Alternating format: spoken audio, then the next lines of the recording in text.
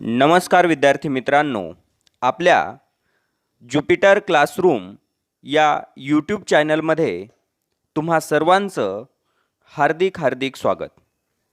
आज आपण life processes in living organism part first हा सायन्सचा चॅप्टर पाहणार आहोत.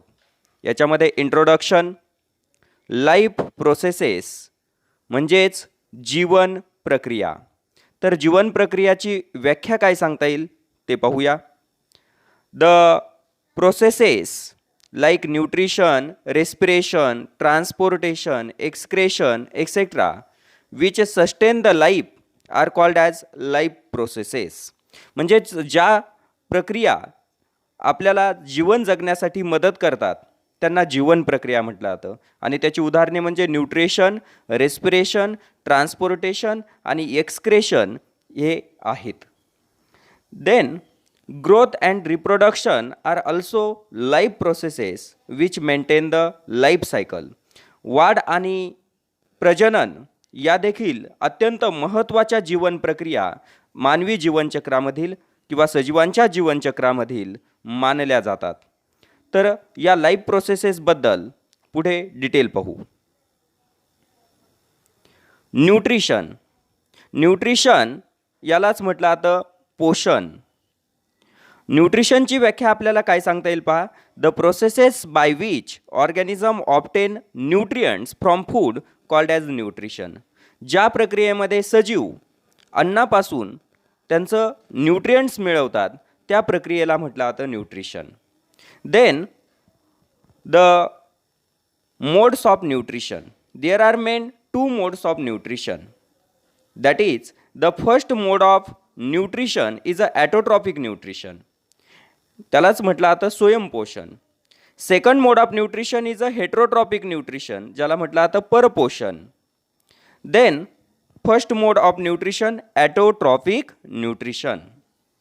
मग ॲटोट्रॉपिक न्यूट्रिशन स्वयंपोषण कशाला म्हटलं जातं ते पहा. त्याची definition: the nutrition in which organism synthesize their own food are called as autotrophic nutrition.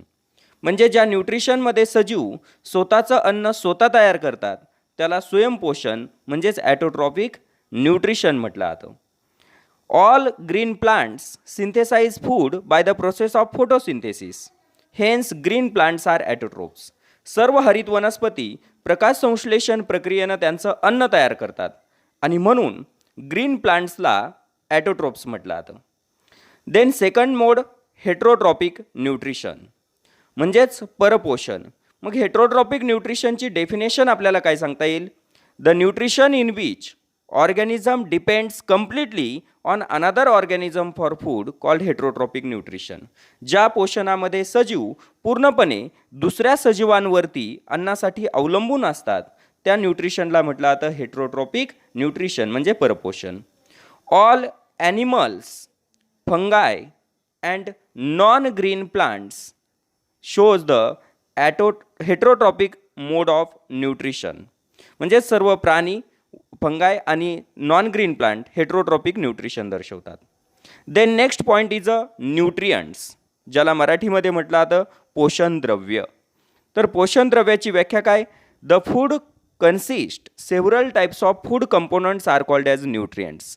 फूडमध्ये वेगवेगळ्या प्रकारचे फूड कंपोनंट्स असतात आणि त्या फूड कंपोनंट्सला न्यूट्रियंट्स असं म्हटलं जातं. म्हणजे त्यांना पोषण द्रव्य असं म्हटलं जातं. Example: carbohydrates, fats, proteins, vitamins and minerals. these are the examples of nutrients. Then next point is can you recall. आपल्या टेक्स्टबुकमध्ये आपल्याला काही सब क्वेश्चन दिलेले ते पाहू.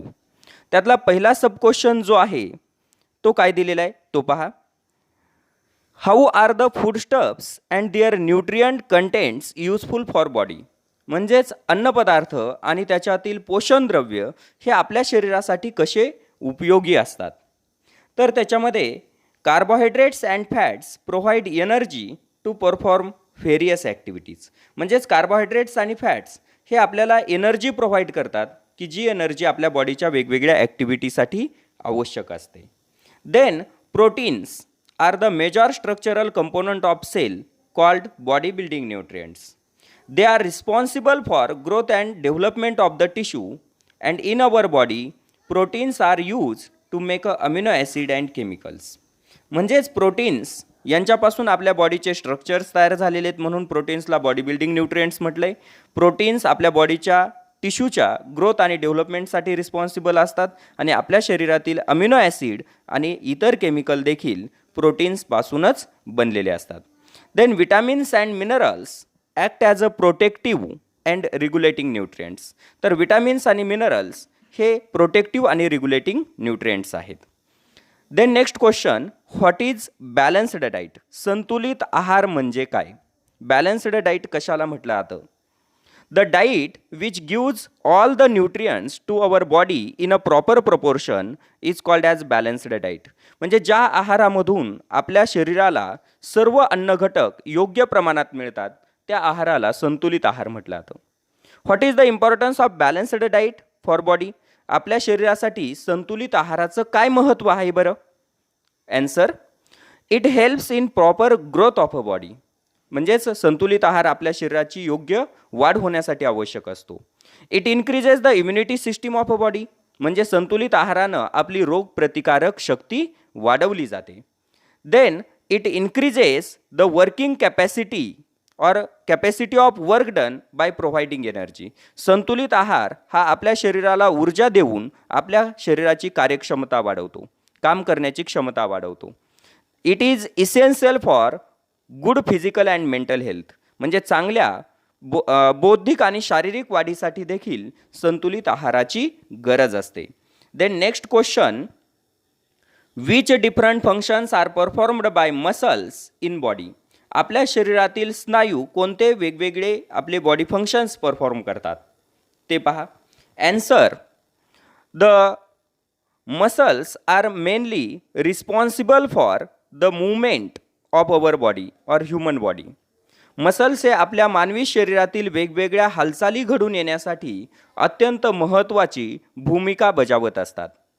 There are two types of muscles, that is voluntary muscles, involuntary muscles. That is, they control voluntary movements and involuntary movement. They are also called as striated, non-striated muscles, and cardiac muscle, which brings such a movements of our body. Then the next question is the पहा याच्यानंतरचा जो काही नवीन प्रश्न आहे, पुढचा question आहे तो काय आहे पहा. What is the importance of digestive juices in digestive system? Digestive सिस्टीममध्ये जे डायजेस्टिव्ह ज्युसेस प्रोड्यूस केले जातात त्या डायजेस्टिव्ह ज्युसेसचं आपल्या डायजेस्टिव्ह सिस्टीममध्ये काय काम आहे? The mixture of enzyme secreted by digestive glands are called as digestive juices. आपल्या शरीरातील ज्या पचनग्रंथी वेगवेगळ्या प्रकारच्या एन्झाईमचं मिक्सचर सिक्रिट करतात त्या एन्झाईमच्या मिक्सचरलाच डायजेस्टिव्ह ज्युसेस म्हटलं जातं. these digestive juices break down the complex food into simpler water soluble food. हे डायजेस्टिव्ह ज्युसेस कॉम्प्लेक्स फूडचं ब्रेकडाऊन सिम्पलर वॉटर सोल्युबल फूडमध्ये करतात जे ब्लडमध्ये इझिली ॲब्झॉर्ब केलं जातं. Then next question is what is system? Which system is in action of removal of waste material produced in human body. मानवी शरीरात तयार होणारे टाकाऊ घटक शरीराच्या बाहेर काढून टाकणारी ऑर्गन सिस्टीम कोणती आहे? Waste material produced in human body are remove by excretory system. म्हणजे मानवी शरीरामध्ये तयार होणारे वेस्ट मटेरियल हे उत्सर्जन संस्थेच्या मदतीनं शरीराच्या बाहेर काढून टाकले जातात. 7 question, what is the role of circulatory system in energy production? ऊर्जा निर्मितीमध्ये रक्ताभिसरण संस्थेचा काय रोल आहे? Answer, in the circulatory system arteries carries oxygen rich blood from her to different body parts. म्हणजेच रक्ताभिसरण संस्थेमधील अर्टरीज ह्या ऑक्सिजन रिच ब्लड हर्टकडून वेगवेगळ्या बॉडी पार्टकडे सप्लाय करतात. त्याचबरोबर आणखी या रक्ताभिसरण संस्थेचं दुसरं function, along with oxygen this blood also carries nutrients like glucose, fatty acids which are used by cell to produce energy. Next, question number 8. How are the various processes occurring in human body control in how many ways. मानवी शरीरामध्ये घडून येणाऱ्या वेगवेगळ्या कृती actions कशा control केल्या जातात आणि किती पद्धतीनं. Answer, in human being different body activities are control by 2 mechanism. Human बिईंगमध्ये वेगवेगळ्या बॉडी ॲक्टिव्हिटीज ह्या 2 मेकॅनिझमनं कंट्रोल केल्या जातात. एक आहे nervous control which is brought by brain, spinal cord and nerves. And second is a chemical control which is brought by hormone secreted by endocrine glands. याच्यानंतरचा next point आहे तो म्हणजे living organism and life processes. तो आपण next लेक्चरमध्ये continue करणार आहोत.